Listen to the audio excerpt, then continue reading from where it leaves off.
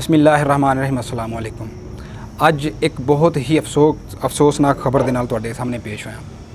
India they which Indian हुकूमत की तर्जमान एक औरत उसने नबी करीम सल्लल्लाहु अलैहि वसल्लम की शान दे विच सख्त तरीन गुस्ताखी की। बहैसियत मुसलमान मैं इसकी शदीद तरीन मसम्मत करना और पूरी दुनिया के उत्ते वसन वाले तकरीबन 2.25 अरब के करीब मुसलमानों का दिल दुखिया इस हरकत के नाल।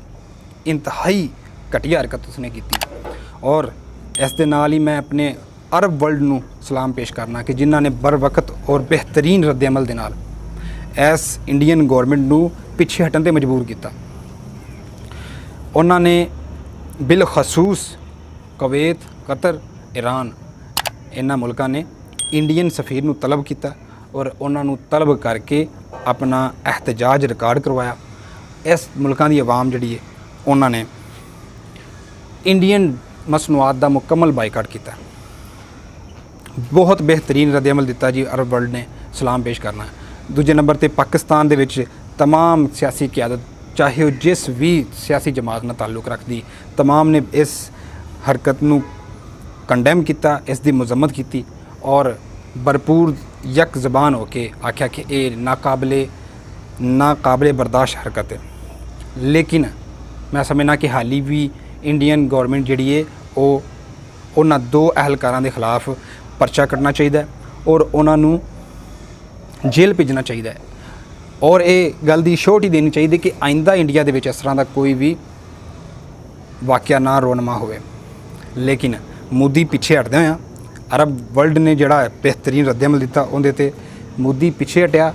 उसने उन्हां 2 अहलकारां नूं जिहड़े उन्हां दे रियासती अहलकार सन जिहड़े तर्जमान से उन्हां दी गौरमेंट दे उन्हां दी रुकनीयत मुअत्तल की। सब इस वास्ते मुमकिन होया कि अरब वर्ल्ड ने पर वक्त और बेहतरीन रद्द अमल दिता। इस तरह की यूनिटी अज तो पहले शायद ही वेखण नूं मिले और मैं ये चाहना कि पूरी दुनिया ते वसन वाले साडे जिन्ने भी मुसलमान ने इस नूं कंडेम करते पे जिमें जिमें पता लगता पाया। लेकिन साडियां हुकूमतां असी कोई 1-2 मुल्क नहीं हैं, असी इस पूरी दुनिया दे विच 57 मुल्क हाँ और अल्लाह ताला ने सानू बड़ी ताकत दी है। लेकिन अफसोस कि असी इस दुनियादारी दे विच इन्ने महव होए पे कि सानू मुसलमानां दे दर्द दे नाल कोई ताल्लुक वास्ता नहीं। लेकिन बावजूद इस दफ़ा बड़ा बेहतरीन रद्द अमल दिता जिस दी वजह तो पूरी दुनिया दे विच सब नूं पता चलिया कि वाकई मुसलमानां दे दिल दुखे ने। इस्लामोफोबिया के खिलाफ आवाज़ सानू उठानी चाहिए, हर मुल्क नूं उठानी चाहिए। ये पाकिस्तान ने पिछली जिहड़ी गौरमेंट सी उन्हें बड़ा बेहतरीन काम किया कि उन्होंने अकवामे मुत्तहदा दे विच जाके भी इस्लामोफोबिया के खिलाफ वो बोले ने। तुर्की ने भी साथ दिता। अरब वर्ल्ड ने बाकायदा पूरी दुनिया के तमाम मुसलमान जिन्ने भी ने मुल्क 57 मुल्क सब ने साथ दिता और OIC दे विच एक करारदाद इसकी पेश हुई और उन तमाम मुल्कां दी काविश दे नाल पाकिस्तान ने लीड किया इसनूं।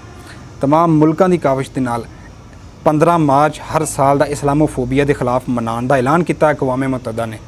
लेकिन मैं समझना कि हाली भी साढ़े च यूनिटी इतिहाद की कमी है जिस की वजह तो असी जलील हो रहे हैं पूरी दुनिया के उत्ते।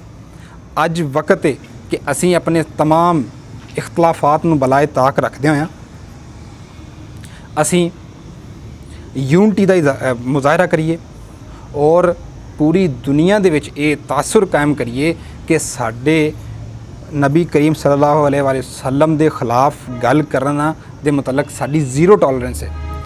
ये वाक़या वो बड़ी देर पहले रोक सकते सन जदों ये पहली बारी नार्वे दे विच होया, हालैंड दे विच होया। उदों ही अगर असी सारे मुल्क इकट्ठे होए होंदे ते सारिਆਂ ने यक जुबान होके अगर रद्द अमल दिता हुंदा उन्हां दा सोशल बाइकाट किया हुंदा ते अज ये वाक़या नहीं सी होना।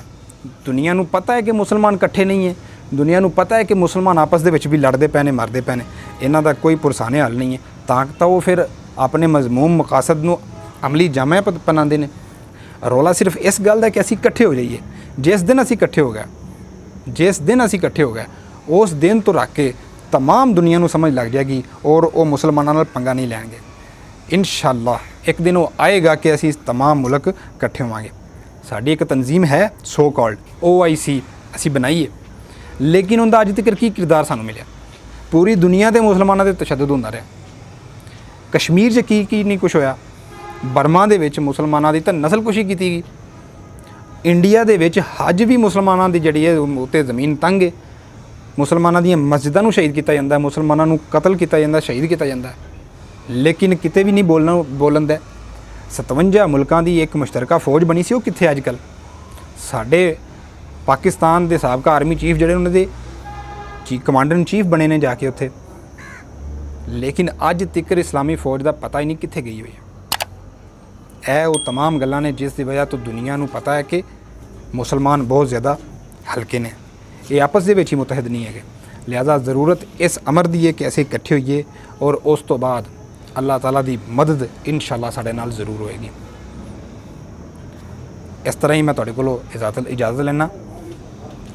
ਆਇੰਦਾ ਵੀਡੀਓ ਦੇ ਵਿੱਚ ਫਿਰ ਤੁਹਾਡੇ ਅੱਗੇ ਹਾਜ਼ਰ ਹੋਵਾਂਗੇ। ਉਹਨਾਂ 'ਚ ਕਰਦੇ ਹੋ ਇਜਾਜ਼ਤ। ਅੱਲਾਹ ਹਾਫਿਜ਼।